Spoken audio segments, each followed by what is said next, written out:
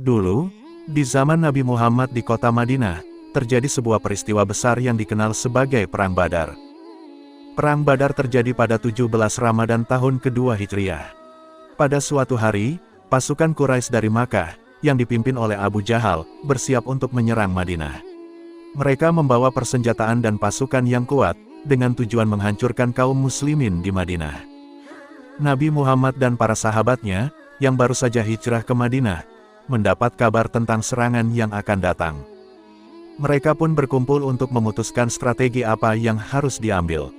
Meskipun pasukan muslimin jauh lebih sedikit, dan kurang bersenjata daripada pasukan Quraisy, mereka memiliki keimanan yang kuat kepada Allah, dan keyakinan yang tak tergoyahkan. Nabi Muhammad memimpin mereka dengan bijaksana dan penuh keberanian. Ketika pasukan muslimin tiba di Badar, tempat pertempuran akan terjadi, Nabi Muhammad dan para sahabatnya membuat rencana dengan hati-hati. Mereka menempatkan diri di posisi yang strategis, menggunakan medan yang menguntungkan. Ketika Rasulullah dan pasukannya sampai di dekat Safra Petik Terbalik, suatu daerah di dekat Badar, beliau mengutus Basbas dan Adi bin Abi Zagba Petik Terbalik ke Badar. Keduanya disuruh mencari informasi tentang Abu Sufyan dan rombongan dagangnya. Dalam riwayat lainnya, disebutkan bahwa Rasulullah dan Abu Bakar juga keluar untuk tujuan ini. Keduanya bertemu dengan seseorang yang sudah tua. Rasulullah bertanya kepadanya tentang pasukan Quraisy. Orang tua itu mau menjawab, asalkan mereka berdua memberitahu dari mana asal mereka. Keduanya setuju. Rasulullah memintanya agar bercerita lebih dahulu. Orang tua itu menjelaskan bahwa ia mendengar berita tentang Muhammad dan para sahabatnya telah berangkat pada hari ini. Jika si pembawa berita itu benar, berarti mereka sekarang sudah sampai di tempat ini. Dan jika si pembawa berita tentang pasukan Quraisy juga benar, berarti mereka sekarang sudah berada di tempat ini. Setelah menyelesaikan ceritanya, orang tua itu bertanya, "Dari mana kalian berdua?" Rasulullah menjawab, "Kami berasal dari air." Kemudian keduanya meninggalkan orang tua itu.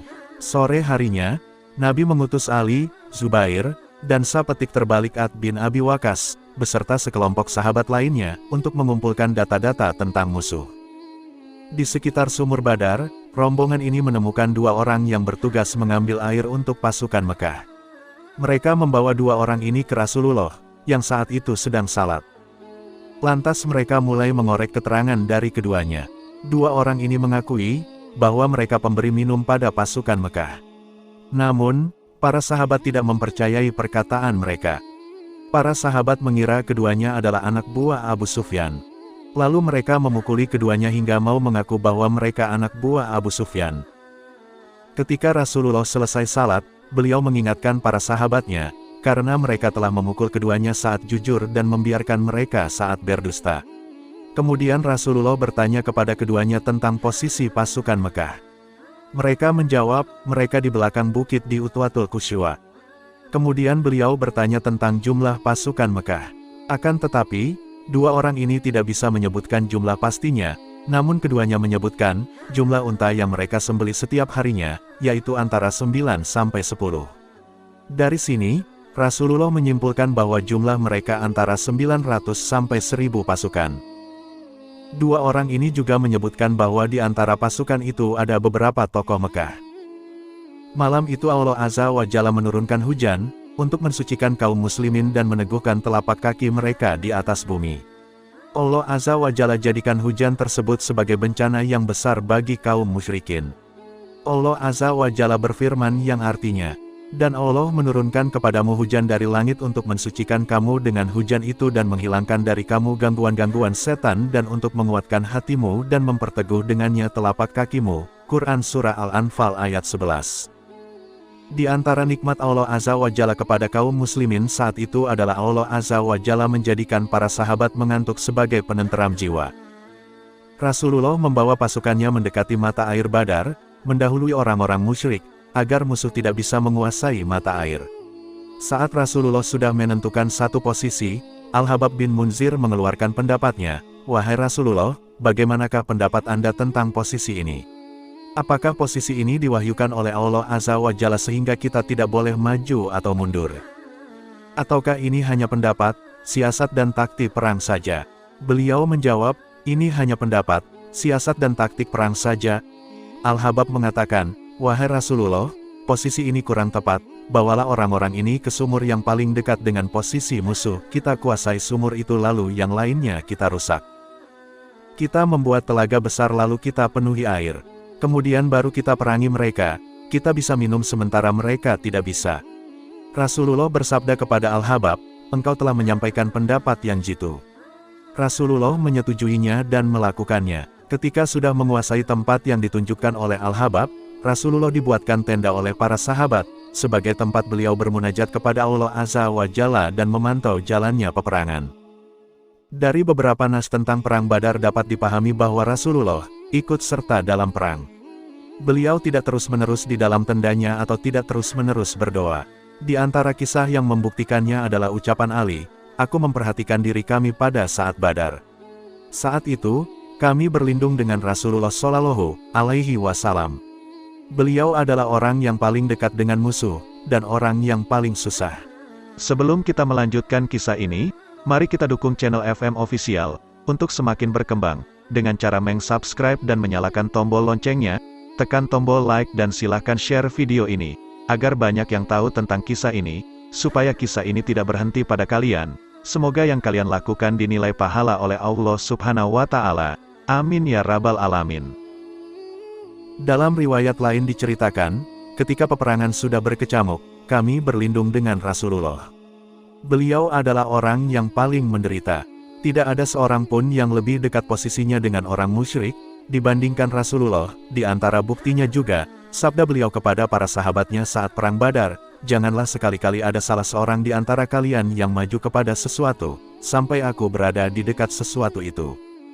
Ibnu Katsir mengatakan, sungguh beliau telah berperang dengan sungguh-sungguh. Demikian pula Abu Bakar radhiyallahu anhu. Sebagaimana keduanya berjihad di tenda dengan berdoa, mereka juga keluar, memberikan motivasi untuk berperang dan mereka juga ikut berperang dengan fisik. Setelah melakukan semua persiapan fisik yang memungkinkan untuk mewujudkan kemenangan di lapangan, malam itu beliau memohon kepada Allah agar menolongnya. Di antara doa yang beliau ucapkan adalah, Ya Allah, penuhilah janjimu kepadaku. Ya Allah, berikanlah apa yang telah engkau janjikan kepadaku. Ya Allah Azza wa Jalla, jika engkau membinasakan pasukan Islam ini, maka tidak ada yang akan beribadah kepadamu di muka bumi ini. Hadis riwayat Muslim. Kemudian turunlah firman Allah, yang maknanya, ingatlah ketika kamu memohon pertolongan kepada Tuhanmu, lalu diperkenankannya bagimu, sesungguhnya aku akan mendatangkan bala bantuan kepada kamu dengan 1000 malaikat yang datang berturut-turut. Al-Anfal ayat 9. Kemudian Rasulullah Shallallahu Alaihi Wasallam segera mengambil baju besi dan terjun ke medan tempur seraya membaca firman Allah. Golongan itu pasti akan dikalahkan dan mereka akan mundur ke belakang. Ibnu Abi Hatim meriwayatkan, bahwa ketika ayat ini turun, Umar berkata, golongan manakah yang akan dikalahkan? Dan golongan apa yang akan dimenangkan? Umar melanjutkan, tatkala perang Badar aku melihat Rasulullah menerjang musuh dengan baju besinya, seraya mengucapkan ayat ini. Ketika itu tahulah aku maksud ayat ini. Ketika pertempuran dimulai, pasukan muslimin siap sedia dengan strategi yang telah mereka rencanakan dengan teliti. Meskipun terjadi perang yang sengit, pasukan muslimin tetap bertahan dengan gagah berani, menggunakan strategi dan keterampilan bertempur mereka, untuk mengatasi kelemahan jumlah dan perlengkapan mereka. Akhirnya, dengan pertolongan dari Allah, pasukan muslimin memperoleh kemenangan gemilang di medan Badar. Kemenangan ini bukan hanya hasil dari keberanian dan ketangguhan mereka, tetapi juga karena strategi yang bijaksana yang mereka terapkan dengan penuh keyakinan dan kepercayaan kepada Allah. Perang Badar mengajarkan kita tentang pentingnya keimanan, keberanian, dan persatuan dalam menghadapi cobaan dan tantangan dalam hidup.